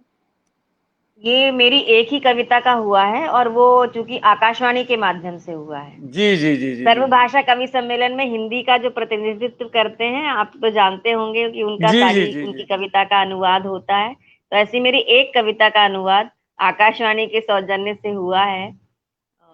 तो मैं बहुत धन्यवाद देती हूँ, और आकाशवाणी से तो मैं बहुत बचपन से जुड़ी हुई हूँ। आज जी जी। भी जब भी आकाशवाणी का निमंत्रण आता है तो मैं सबसे पहले आकाशवाणी के निमंत्रण को ही स्वीकार करती हूँ। उसके अलावा कोई भी निमंत्रण आए उस दिन का, फिर मैं नहीं जाती हूँ। तो दूरदर्शन का क्या अनुभव रहा है आपका? हाँ, दूरदर्शन का बहुत अच्छा अनुभव रहा है। पहले तो जी जी। केवल दिल्ली दूरदर्शन था, तो दूरदर्शन ने तो कविता को घर घर तक पहुंचाया है। 1995 में दूरदर्शन में पहली बार मेरा काव्य पाठ हुआ था, और उसके बाद लगातार कई बार दूरदर्शन में मेरा काव्य पाठ हुआ। और दूरदर्शन और आकाशवाणी दोनों मेरे हृदय में बसते हैं। अब तो क्या बहुत बात। सारे चैनल्स आ गए हैं, लेकिन उन चैनल्स पर उसका विस्तार तो हो जाता है, लेकिन उसकी उसकी जो क्वालिटी होती है वो उतनी नहीं हो पाती है, ऐसा मुझे लगता है। कि दूरदर्शन पर और आकाशवाणी में, दोनों में इस बात का ध्यान दिया रखा जाता है कि जो भी कुछ प्रस्तुति हो उसकी एक गुणवत्ता हो। उस गुणवत्ता के आधार पर ही कविताएं प्रस्तुत की जाती हैं, या संगीत के भी जो कार्यक्रम होते हैं उसमें गुणवत्ता का बहुत ध्यान रखा जाता है। तो आपने दूरदर्शन के अतिरिक्त भी कई टीवी चैनल्स पे कुछ काव्य आयोजनों में भाग लिया है? लगभग सारे ही टीवी चैनल्स पर मेरा हुआ है, काव्य पाठ हुआ है। और सब करते हैं, सब बुलाते हैं तो सभी जगह जाते हैं। देखिए हर जगह हर टीवी चैनल वाले धन तो बहुत देते हैं, और जहाँ जहाँ मन भी हो धन भी हो, दोनों हो तो और इतना विस्तार मिलता है। मैं तो तो हर चैनल क्या पर बुलाया बात। जाता है तो वहाँ जाती चलिए चलिए, इसी के बात के साथ तो एक और बढ़िया गीत हो जाए। हूँ। सुनाती हूँ। तृप्ति द्विवेदी मिश्रा जी भी हैं, वो भी देख जी रही हैं। देख रही है, देख मुझे रही है, पढ़िए ना, देखिए सब सब मित्र लोग आपके स्क्रीन पर भी आ रहे हैं। जी बिल्कुल आ रहे हैं। पंडित आईना उदयपुरी, शिवांश सरल जी, जी जी अनुराधा, जी जी। विजय प्राची गर्ग, अशोक सराफ जी, हाँ जी जी। क्या कौल जी यहाँ पर हैं, अन्नदा कविता। पाटनी जी। अन्नदा पाटनी बहुत ही अच्छी हैं, वो बहुत अच्छी नृत्य भी करती हैं क्या और बात है। बहुत अच्छी कविताएं भी लिखती हैं। वाह वाह, कहाँ मैं से है वो मैडम? अन्नदा पाटनी शायद ऑस्ट्रेलिया से हैं, कहाँ से जी बाहर जी से जी। हैं कहीं। आप अच्छा। आप तो परिचित होंगे ना उनसे? नहीं, मैं आप उनसे परिचित परिचित हैं? नहीं, नहीं मैं उनसे परिचित नहीं हूँ। हाँ, कहीं जी बाहर से ही हैं। अभी जी जी मुझे जी। ध्यान नहीं आ रहा कहीं। अच्छा, वो जुड़ी हुई है हमारे साथ जी। वो यहाँ जुड़ी हुई हैं। जी जी। मैं आपको सुनाती हूँ, देख। हाँ सुनाइए, आपका स्वागत है जी।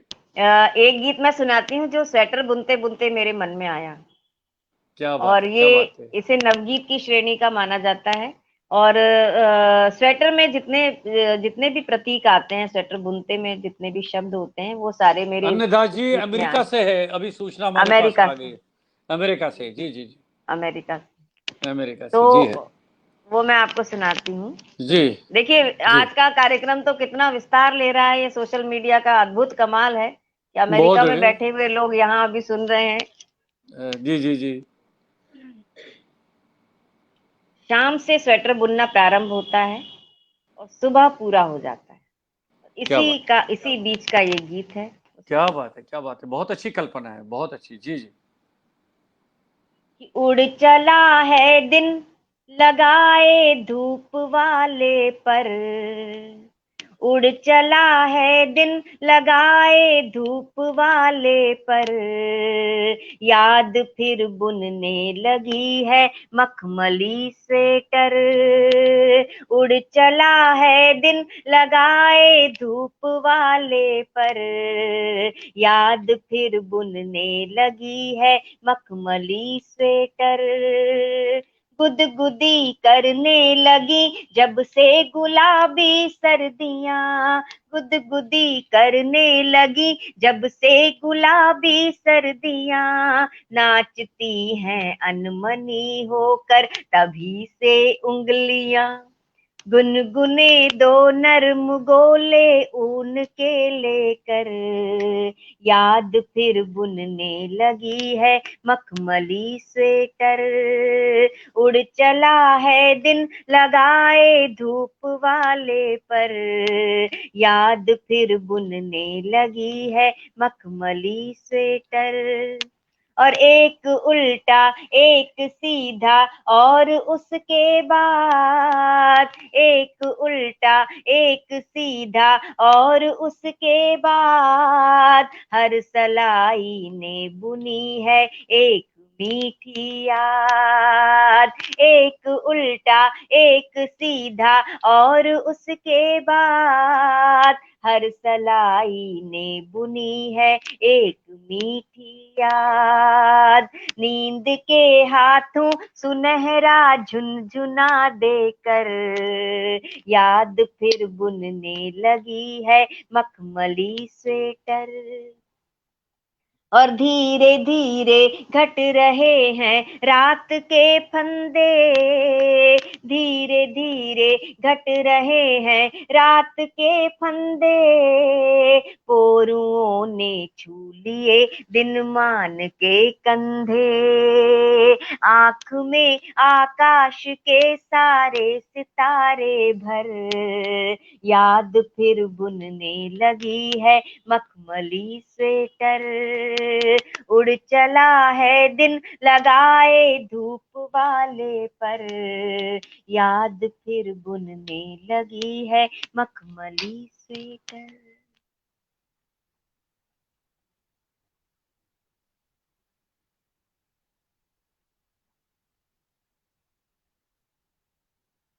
राणा जी,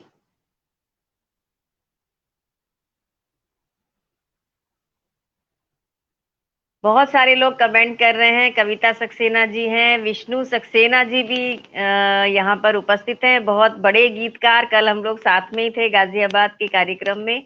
और इतनी विविधता है इनकी, अभी जो सोशल मीडिया के माध्यम से ये पोस्ट कर रहे हैं, तो बहुत ही विविध तरह की रचनाएं इनकी आती हैं। प्रेरक प्रसंग भी ये भेजते हैं।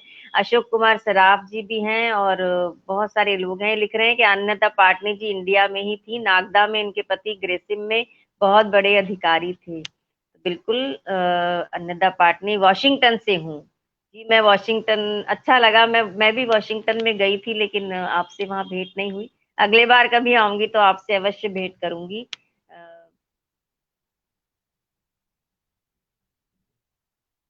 अच्छा, यशपाल जैन जी की सुपुत्री हैं। बहुत अच्छा लगा आपसे।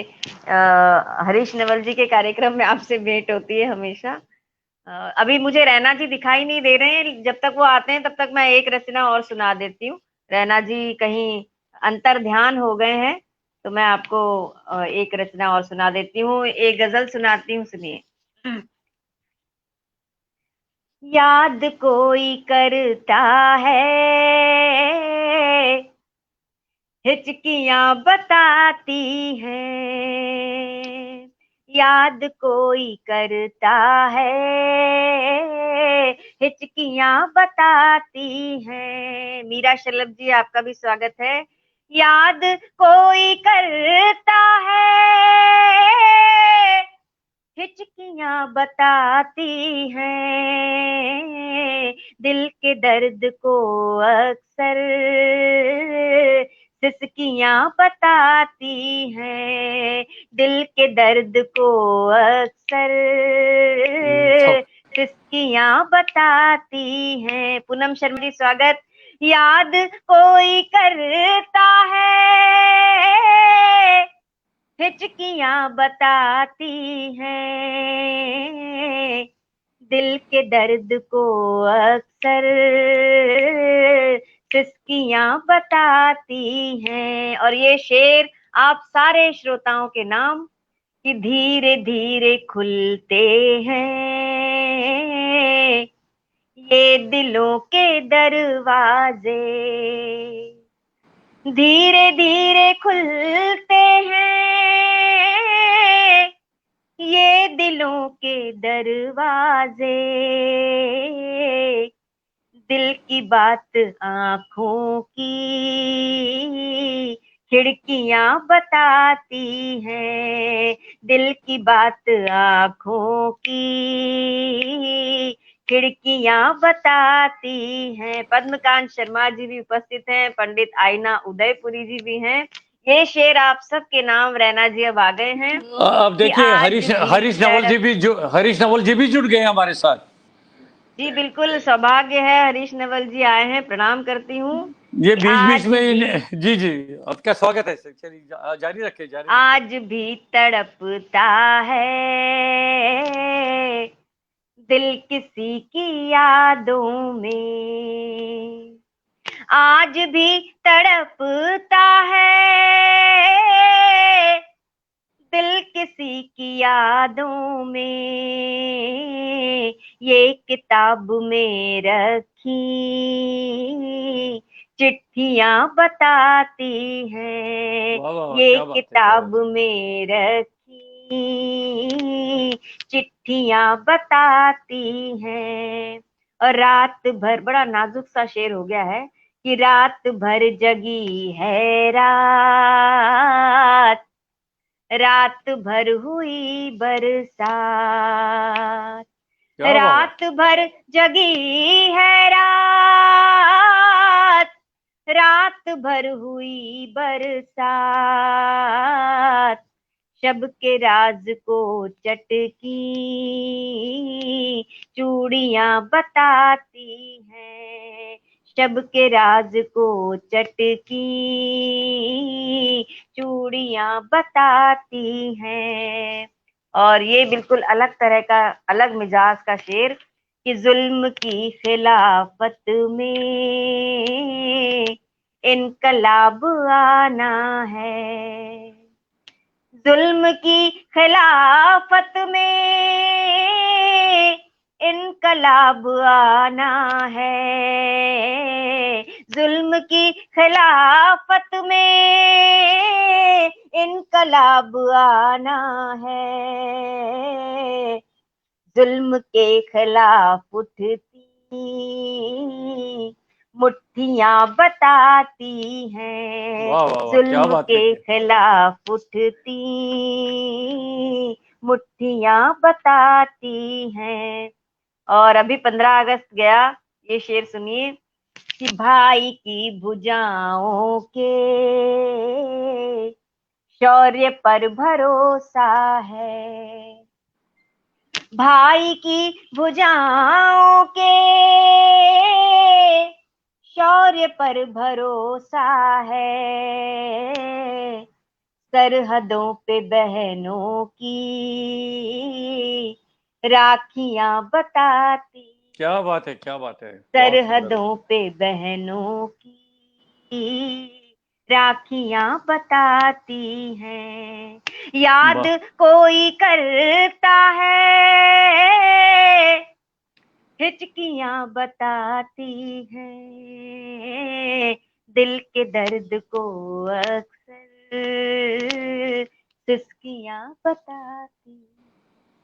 वाह क्या बात है, बहुत सुंदर। मैं क्षमा चाहूंगा, बीच में थोड़ा सा तकनीकी व्यवधान आ गया, लेकिन आपका काव्य पाठ तो जारी था, कोई दिक्कत नहीं हुई। तो हमारे मित्र लगातार जुड़े हुए हैं। तो ये बताइए कि अभी पिछले वर्ष मार्च के बाद जो ये समय व्यतीत हुआ, बहुत ही बहुत ही दर्दनाक भी रहा, भयंकर रहा, बहुत ही कष्टदायक रहा।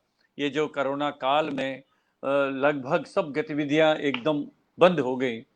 तो आपका कैसा समय रहा ये क्या क्या किस तरह से फिर आप तो किसी बाहर वाले किसी आयोजन में जा नहीं पाई होंगी क्योंकि आयोजन बंद किए गए थे। तो क्या क्या गतिविधियां रही आपकी विशेष रूप से? मेरी बहुत गतिविधियां रही, बल्कि मैं जितनी व्यस्त कार्यक्रमों में रहती थी उससे अधिक व्यस्त रही। व्यस्तता इसलिए रही कि हमारी एक संस्था है, प्रेरणा दर्पण साहित्यिक एवं सांस्कृतिक मंच। जी इसके जी। माध्यम से मैंने सोशल मीडिया पर बहुत सारे कार्यक्रम किए।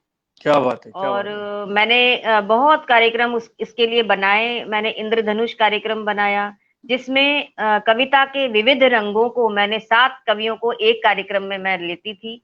और एक बार मैंने लोक भाषा के कवियों को लिया, हर बोली के एक-एक कवि को।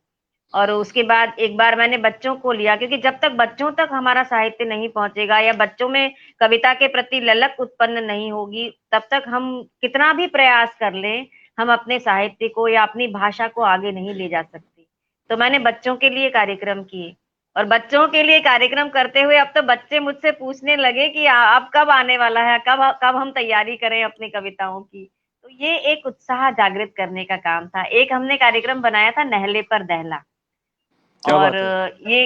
ये कार्यक्रम इस तरह का था कि पति पत्नी अगर दोनों ही कवि और कवयित्री हैं, रचनाकार हैं, तो उन दोनों को हम एक मंच पर लेकर आए थे और उन दोनों का काव्य अच्छा। पाठ। हाँ, बहुत उन बढ़िया, दोनों का। बहुत बढ़िया। तो ऐसे हमने उसके कई एपिसोड किए। पहले जब मैंने प्रारंभ किया तब मुझे लगा पता नहीं मुझे इतने कितने लोग मिल पाएंगे इस तरह के, लेकिन जब मैंने खोजबीन की तो एक के बाद एक एपिसोड होता चला गया। लोगों के माध्यम से पता चलता गया, कुछ लोगों को तो मैं जानती ही थी, लेकिन साथ में ये नहले पर दहला कार्यक्रम इतना अच्छा रहा।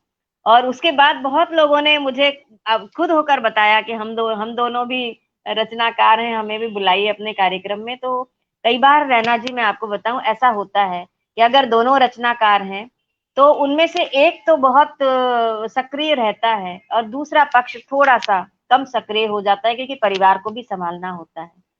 तो एक थोड़ा सा पीछे हो जाता है इस क्षेत्र में। और मेरा जी जी। उद्देश्य भी इस कार्यक्रम को करने का ये था कि जब एक पीछे रह जाता है तो उसके मन में कुछ आता होगा कि कहीं हमें भी मंच मिले, हम भी अपनी प्रस्तुति दे पाएं। तो ऐसे मैंने दोनों को आमंत्रित किया, राजेंद्र राजन जी और विभा जी को आमंत्रित किया था। साथ में कई सारे लोगों को, लक्ष्मी शंकर वाजपेयी जी, ममता किरण जी को, हरीश नवल जी को, स्नेह सुधा नवल जी को आमंत्रित किया था। ऐसे इंदुराज निगम जी को आमंत्रित किया था, राजेंद्र निगम जी को। बहुत सारी, मेरे पास तो एक पूरी लंबी सूची बन गई है अब उसकी। जोधपुर से बुलाया था, उदयपुर से बुलाया था, दिल्ली से भी थे कई लोग और भी बाहर के थे। तो उन लोगों को मैंने ऑस्ट्रेलिया से भी बुलाया था, प्रगीत कुंवर और भावना कुंवर जी को बुलाया था। तो ऐसे, क्योंकि ये तो सोशल मीडिया है, आप पूरे विश्व से कहीं से भी यहाँ कहीं से बुला भी सकते हैं, विश्व के किसी भी कोने से आप किसी को भी जोड़ सकते हैं। तो नहला जोड़ मजबूत सकते हैं। रहा, ताकतवर रहा या दहला ताकतवर रहा? क्या लगा ये आपको, तय क्या? करना जी, ये तो तय करना इतना कठिन हो गया कि कौन मजबूत रहा। दोनों ही पक्ष आए हैं तैयारियों के साथ, हम गर्दनों के साथ हैं, वो आरियों के साथ, ऐसा सिलसिला चल रहा था। ये अच्छा है, बहुत बढ़िया, बहुत अच्छा रहा। तो लेकिन बीच में तो आप दोनों के बीच की सूत्रधार आप थी, तो इसलिए आपने दोनों को संभाल लिया होगा। बहुत अच्छा कार्यक्रम, निस्संदेह अच्छा कार्यक्रम रहा होगा ये। बहुत बढ़िया। तो चलिए, बहुत अच्छी बातचीत रही, कविताएं। लेकिन मैं अब ये चाहता हूँ कीर्ति जी कि अब मैं तो समापन नहीं कहूँगा, मैं कहूँगा कि आज के इस कार्यक्रम के अंतिम पड़ाव पर आप बहुत अच्छी रचना सुना के फिर हम अपने मित्रों से विदा लेते हैं आज के इस कार्यक्रम में। जी, जब इतने अच्छे अच्छे लोग आपके इस पटल पर जुड़े हुए हैं, और जितने लोग भी यहाँ पर जुड़े हैं, जितने लोग भी कार्यक्रम सुन रहे हैं, सबको मैं धन्यवाद देती हूँ कि कितने, देखिए कितने बाहर बाहर से भी लोग, जो कविता की के लिए जिनका हृदय धड़कता है, वो सुनते हैं और सराहते हैं। ये आपका भी बहुत बड़ा प्रयास है कि जो आप मैंने आपके पहले के कार्यक्रम भी देखे हैं, आप साहित्य को, कला को दूर दूर तक पहुंचाते हैं अपने इस कार्यक्रम के माध्यम से। आकाशवाणी के माध्यम से तो आपने पहुंचाया ही है, लेकिन इस प्लेटफॉर्म के माध्यम से भी रैना जी आप पहुंचा रहे हैं बहुत लोगों तक। तो मैं आपको भी बहुत बधाई देती हूँ, धन्यवाद देती हूँ कि आप इस तरह का कार्य कर रहे हैं। एक रचना मैं आपको सुनाती हूँ, और ये रचना युवा पीढ़ी की ओर से बुजुर्ग पीढ़ी के प्रति एक विनम्र निवेदन है। क्या बात है, क्या बात है, क्या बात है। बहुत अच्छा विचार लिया है आपने, बहुत अच्छा। जी, जी। ये रचना आप सुनिए, युवा पीढ़ी ज़रूर। क्या कह रही है अपने अनुभवी बुजुर्ग पीढ़ी पीढ़ी से, से। अनुभवी पीढ़ी से, क्या बात है। मैं जी। बुजुर्ग तो नहीं कहूंगी, सॉरी, माफी चाहती हूँ, मैंने बुजुर्ग कह दिया, क्योंकि कोई बुजुर्ग नहीं है, सब युवा हैं, लेकिन जो अनुभवी हैं, जिनकी नहीं, उम्र अधिक हो गई है। देखिए, बुजुर्ग कहने में और उसमें वजन और बढ़ता है। अनुभव उतना मजबूत नहीं जितना बुजुर्ग कहना अच्छा है। बहुत बढ़िया। जी, स्वागत है ठीक है, आपका। तो मैं आपको वो रचना सुनाती हूँ। जी, स्वागत है आपका। फैल जाने दो हमें वातावरण में। मैंने श्री बालकवि बैरागी जी की एक रचना सुनी थी। उन्होंने लिखा था कि हाथों में पत्थर होठों पे नारे, कि हाथों में पत्थर होठों पे नारे, सड़कों पे आ गए क्यों जलते अंगारे, कोई इस बात पर विचार तो करे, कोई इन अंगारों से प्यार तो करे। वाह वाह वाह वाह, बहुत बढ़िया, बहुत अच्छा। राही जी का क्या कहना है, बहुत बढ़िया। जी राही जी। नहीं, बालकवि बैरागी जी। सॉरी, बाल कवि बैरागी है, क्षमा कीजिएगा, बाल कवि बालकवि बैरागी जी बैरागी का। जी का की ये रचना है। तो इस तो रचना को मैंने जब सुना, मैंने उनको बहुत सुना है, आकाशवाणी में बहुत आते थे वे, और खास करके जब वे सांसद थे यहाँ पर, तो आते रहते थे हमारे आकाशवाणी में, और बहुत बहुत सारे कार्यक्रमों में उन्होंने काव्य पाठ किया है, भाग लिया है। जी जी। मुझे भी सौभाग्य मिला कि मैं अनेक बार उनके साथ, उनके संचालन में भी काव्य पाठ किया, उनके उनके सानिध्य में काव्य पाठ किया। सुनिए, ये बहुत बड़े लोग थे।